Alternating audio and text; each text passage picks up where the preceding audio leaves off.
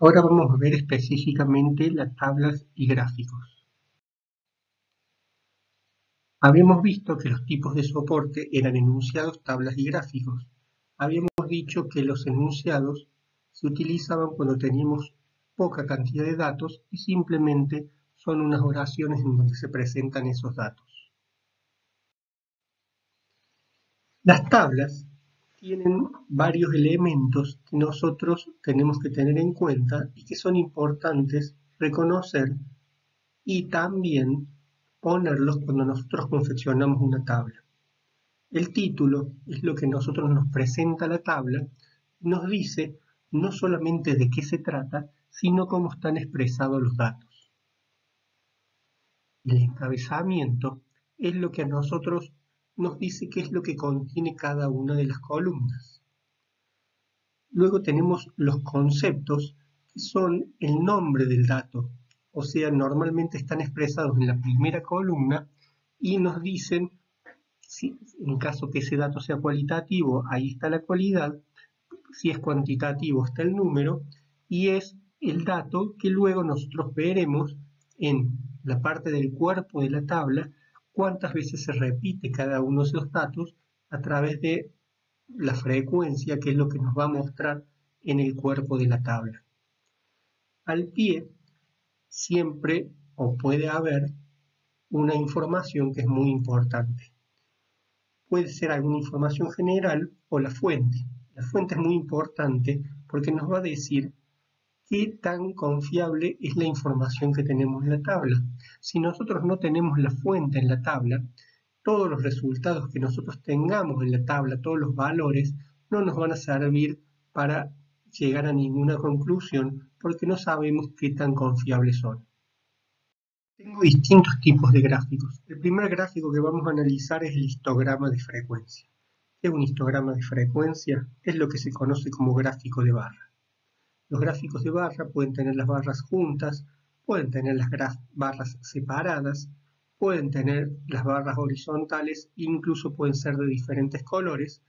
Simplemente son barras presentadas en un gráfico.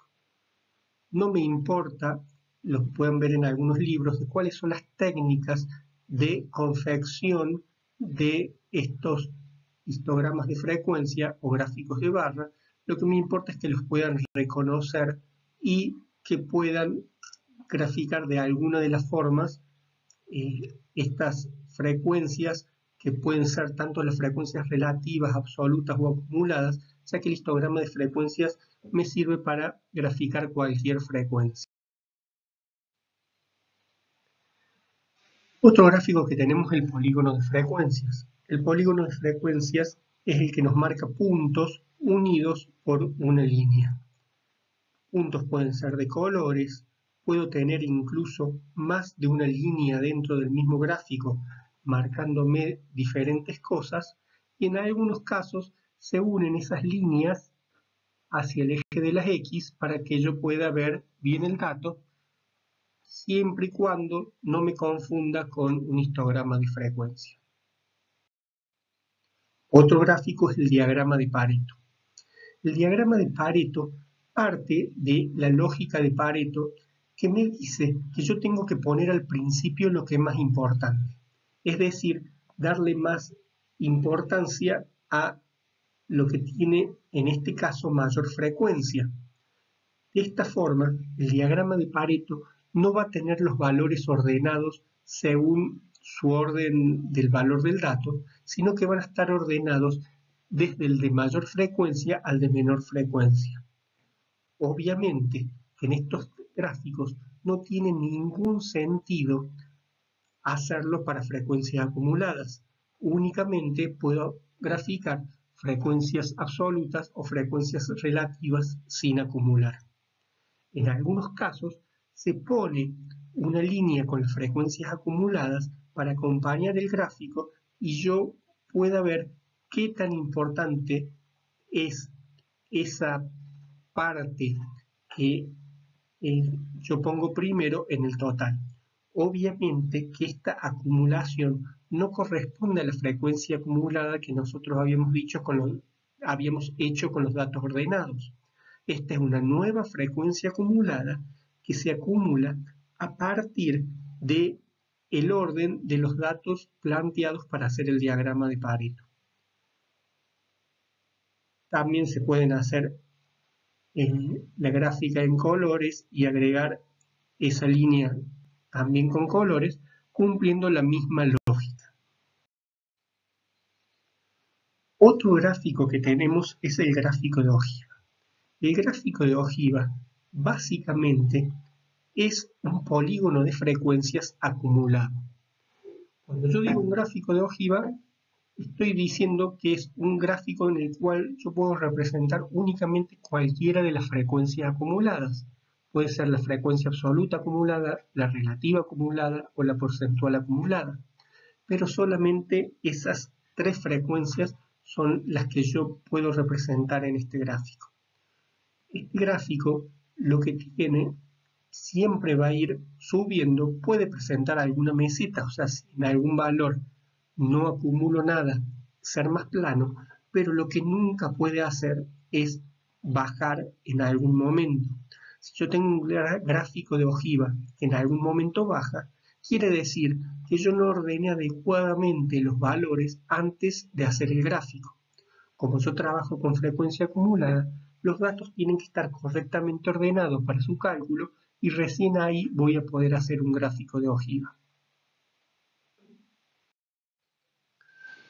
Otro gráfico que tengo es la barra porcentual.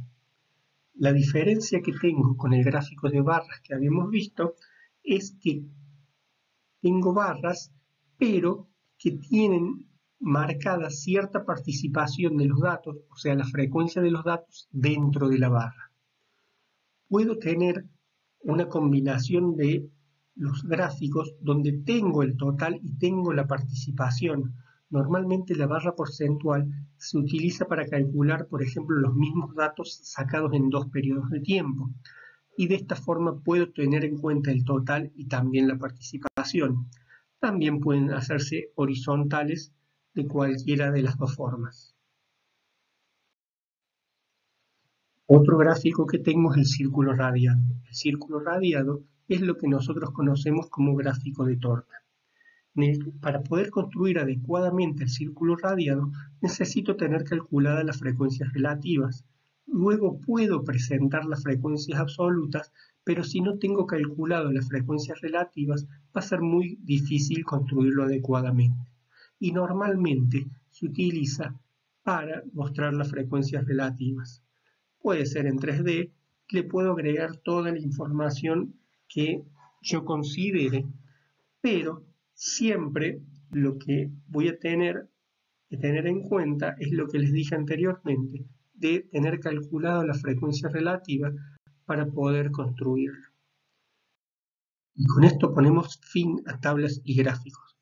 Fíjense que lo que más me importa de este tema es que entiendan que ciertas frecuencias sirven para hacer ciertos gráficos y ciertos gráficos pueden ser graficados solamente con ciertas frecuencias, o sea, qué correspondencia hay entre gráficos y frecuencias. El detalle de cómo construirlos no me importa tan detalladamente porque lo pueden hacer a través de alguna herramienta informática, como el Excel, por ejemplo, que se los hace rápidamente, pero el Excel les va a graficar lo que ustedes le digan. Si ustedes le dicen al Excel que haga un gráfico, un diagrama de Pareto con unas frecuencias acumuladas, el Excel lo va a hacer y el resultado obtenido no va a servir para nada. Entonces ustedes tienen que tener claro que si tengo que hacer un diagrama de Pareto, lo voy a hacer únicamente con frecuencias no acumuladas. Y así para cada uno de los tipos de gráficos y para cada uno de los tipos de frecuencias. Ahora presten atención a los próximos videos que vayan saliendo de los siguientes temas.